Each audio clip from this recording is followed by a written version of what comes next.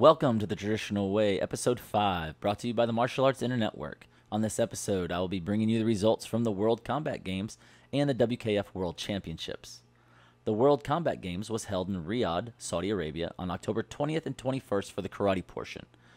This multi-sport event offered up 16 combat sports for participants, including wushu, fencing, sumo, taekwondo, wako kickboxing, and WKF-style karate. Specifically, the under-21 divisions were showcased for this event, with participants being selected to compete by invitation. These competitors competed using the round-robin format from the WKF. Here are the results. Starting with women's kumite, world rank number 25, Colombian Sofia Cardenas Balcazar wins 3-1 over Algerian Cilia Oiken in the minus 50 kilogram division. In the minus 55 kilogram division, 10th ranked Luisa Abarici from Algeria takes the gold over Kazakhstan's Bella Samaseva by a score of 2-0. Greek fighter Konstantina Chrysopoulou wins over Algerian Khadija Gelam with a score of 8-3. In the minus 68 kilogram division, Elena Silemeneva from Ukraine wins 2-1 over Tunisia's Missile Azar to take the division. And in the last women's kumite division, Montenegro's Milena Jovanovic takes the gold in the over 68 kilogram division by beating Montenegro's Maru Adari 1-0. Moving on to the men's in the minus 60 kilogram division, Gina Abdel Ali from Morocco wins by Senchu over Kuwaiti fighter Sultan Al-Qantani. Egypt's Ahmed Lofty wins by a point over Hussein Mamaldi to take the gold in the minus 67 kilogram division.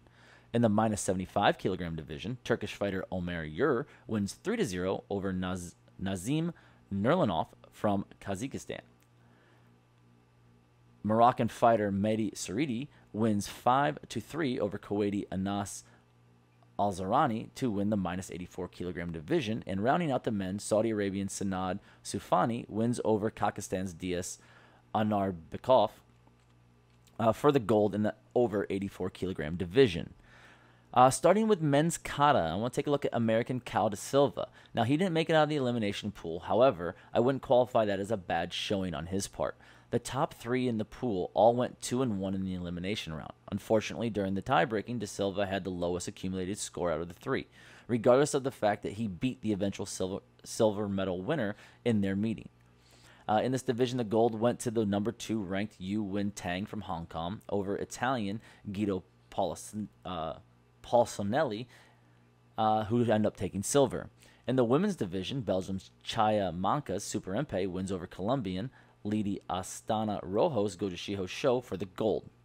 Now let's move on to what everyone's been waiting to hear, the World Championships. This year saw 1,129 athletes from 112 countries, all vying to take home that gold medal. Let's start breaking down the results.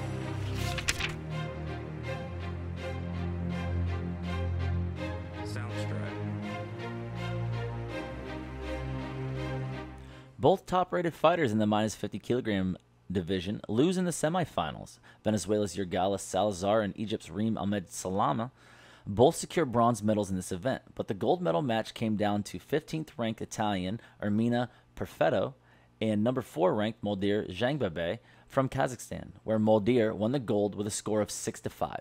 In the minus 55 kilogram division, 23-year-old Yvette Goranova shocks the world by defeating world number 1 Anzelika Tarugia in the semifinals to move on to the gold medal match, where she would lose to Turkish fighter Tuba Yankin 8-1.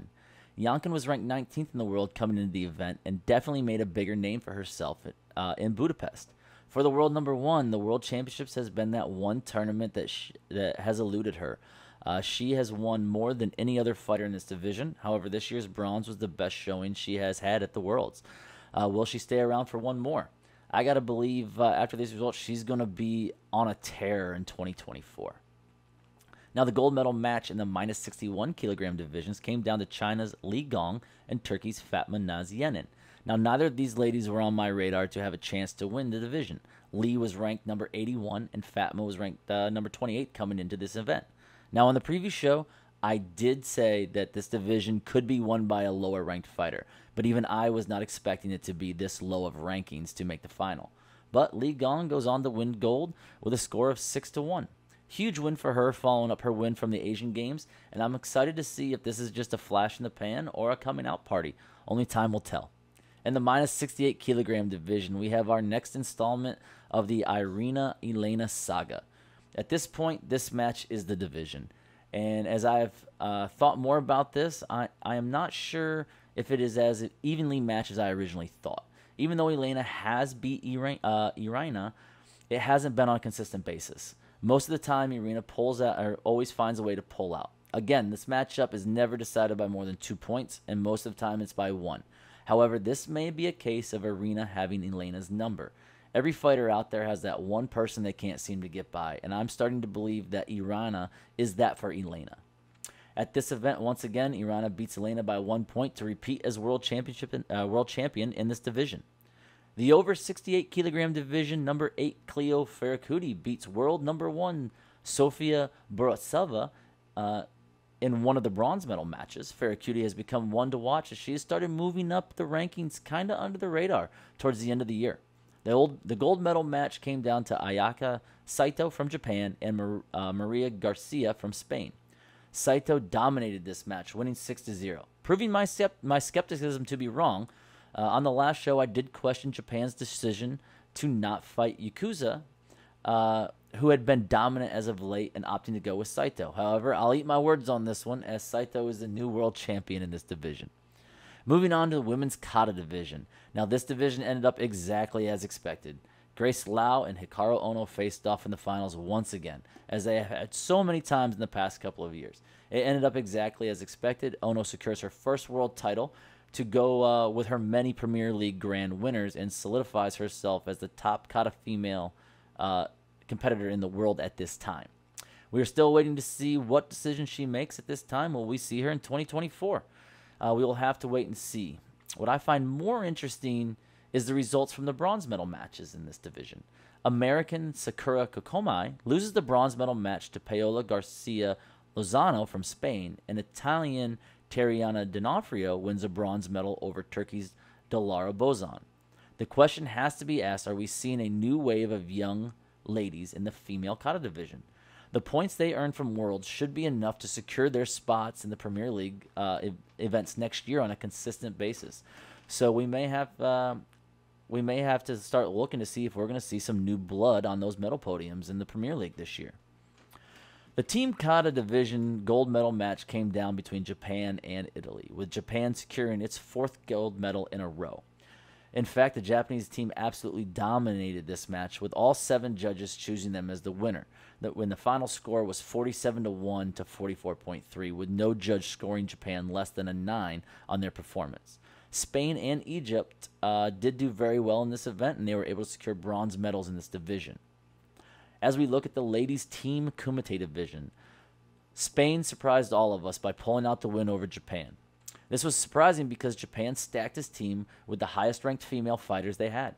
As mentioned previously, Japan opted to save their top fighters for teams instead of individual divisions, and apparently their strategy did not work out for them as they take silver in this division.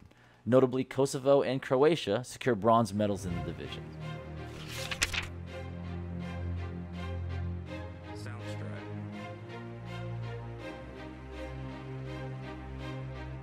In the men's divisions, we find number 5, Christos Stefanos Xenos from Greece defeating number 7, Kaiser Alpasbey from Kazakhstan by a score of 7-1 to take the gold medal in the minus 60 kilogram division.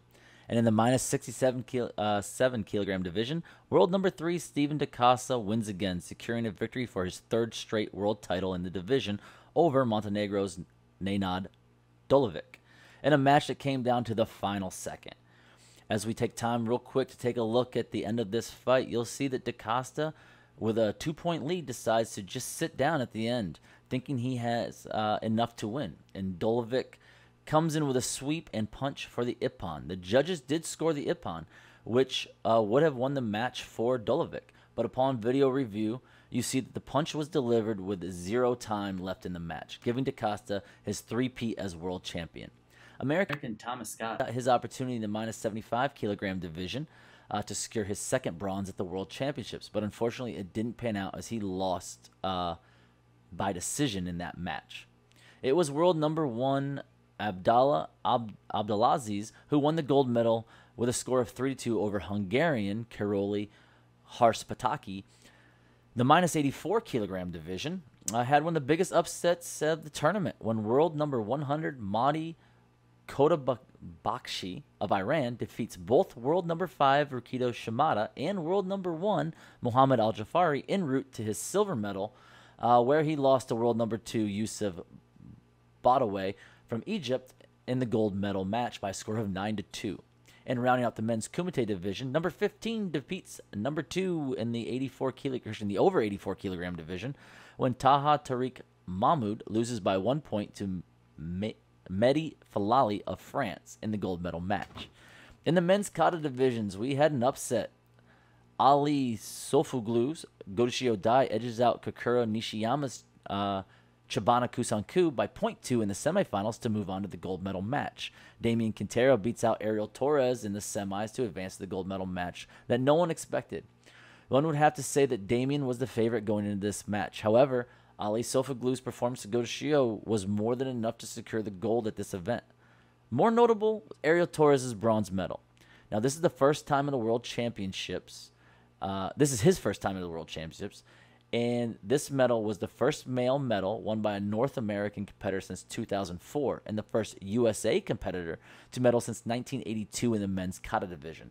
So this medal was bigger than Ariel's just taking bronze. It was a statement that we are in the mix and the growth of the sport in North America is coming on strong. It's also important to state that Ariel is without a doubt the face of North American traditional karate at this time. He was the only North American to medal at the World Championships. As we look at the men's team kata division, came down between Japan and Turkey, with both teams running unsu, as the teams were comprised of top Shotokan competitors, with the likes of the Moto brothers and Ali Sofoglu and Enes Özdemir, who were all top 20 ranked forms competitors. In the end, the Japanese team secured the gold by a margin of 0.8 on the total score. Spain and Italy secured bronze medals in this division.